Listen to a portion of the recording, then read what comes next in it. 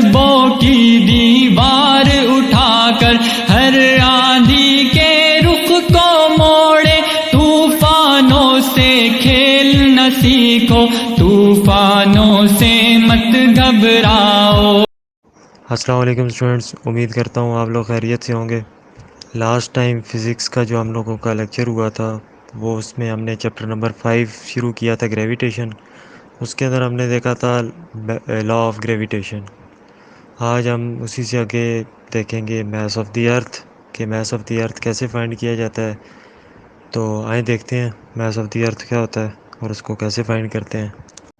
Last lecture में मैंने आप लोगों को एक बात बताई थी कि ये जो लॉ ऑफ ग्रेविटेशन है, ये टॉपिक अगर आपको समझ आ जाता है कि ये क्या है और ये किस तरीके से आप यूज़ करना इसको सीख लेते हैं, तो फिर ये आपके लिए इस पूरा चैप्टर बहुत इंतहाई ज़्यादा आसान हो जाएगा।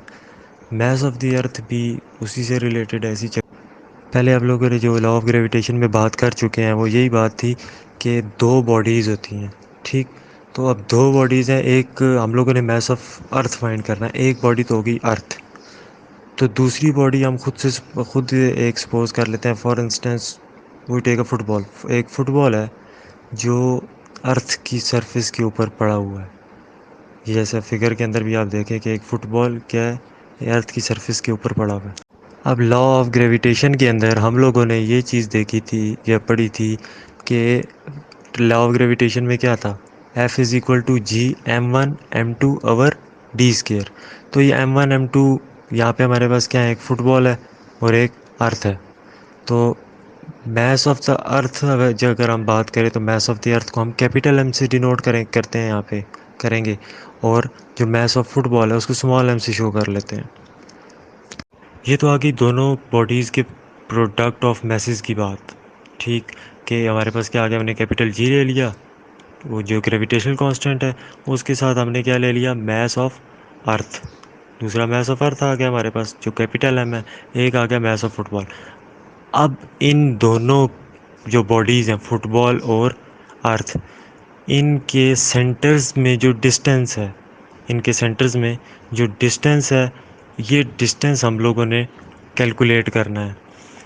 ओ सॉरी, वो हम लोगों ने इसके साथ डिवाइड करना है। तो जब हम लोग ये पूरा लेते हैं, तो अगर आप देखें रेडियस ऑफ अर्थ तो हमें पता है, हम कैपिटल आर से डिनोट करते हैं। और रेडियस ऑफ फुटबॉल वो इतना कम है कि अर्थ के मुकाबले में उसका रेडियस क्या है, उसका डायामीटर भी निगलेक्टेबल है, वो 1 मीटर भी तो नहीं बनता। और अर्थ के रेडियस की बात करें तो वो 6400 किलोमीटर्स है। तो ये तो अच्छा खासा फ़र्क बन गया। तो एक जहाँ 6400 किलोमीटर्स और किधर 1 मीटर भी नहीं।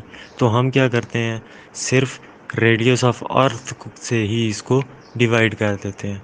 तो ये हमारे पास फाइनल जो बन गई, ये क्या बन गई, force is equal to gravitational constant into mass of the earth multiply by mass of football divided by radius of earth का होल स्क्वायर। अब एक और चीज़ भी है जो हमें इसी फोर्स के बारे में बताती है, वो क्या है, force is equal to mg, mass into gravitational acceleration, जो हम लोगों ने पहले पढ़ी हुई है कि कोई भी चीज़ है उस पे अर्थ कितनी फोर्स से उसको खींचती है, तो ये क्या होती है, मास उसका अर्थ ने कितनी ज़ोर से किसी भी चीज़ को अपनी तरफ खींचना है, तो वो उस बॉडी का मास मल्टीप्लाई बाय ग्रेविटेशनल कांस्टेंट। तो ये दोनों फोर्सेस एक ही फोर्स को डिनोट कर रही हैं कि जिससे अर्थ क्या करेगी, दूसरी बॉडी को, उस फुटबॉल को अपनी तरफ खींचेगी। तो हम अगर इन दोनों इक्वेशंस को मर्ज कर लें कि दोनों फोर्सेस हैं, तो हम मर्ज कर लें तो हमारे पास क्या आ जाएगा, एक तरफ G capital M small m over R square और दूसरी तरफ mg। अब ये दोनों तरफ जो m है ये स्मॉल है और ये दोनों तरफ वाला ये जो स्मॉल m है ये फुटबॉल के मैच को डिनोट कर रहा है। तो ये एक दूसरे से कैंसिल आउट हो जाएंगे। तो हमारे पास इसके बाद इक्वेशन क्या बनेगी, g is equal to capital G m और कैपिटल M और डिवाइडेड बाय कैपिटल R का होल स्क्वायर। तो हम लोगों ने फाइंड क्या करना है, इसमें mass of the earth find करना है। मास ऑफ द अर्थ यहाँ पे क्या चीज़ें जो है मास ऑफ द अर्थ को रिप्रेजेंट कर रही है, वो है कैपिटल M। अब कैपिटल M को हम एक तरफ ले जाएंगे और बाकी सारी चीज़ों को एक तरफ ले जाएंगे। जो नई इक्वेशन है वो हमारे पास बनी, कैपिटल M यानी कि mass of the earth is equal to small g gravitational acceleration multiply by capital R का whole square, radius of earth capital R से रिप्रेजेंट हो रहा है उसका square, divided by gravitational constant जो है कैपिटल जी। इस इक्वेशन में मास ऑफ द अर्थ के अलावा बाकी तीनों वैल्यूज़ हमें पता है। अगर हम लोग स्मॉल जी की बात करें ग्रेविटेशनल एक्सेलरेशन की तो वो होती है 10 मीटर पर second square. Radius of earth की बात करें तो वो होता है 6.4 multiply by 10 raise to the power 6 metre.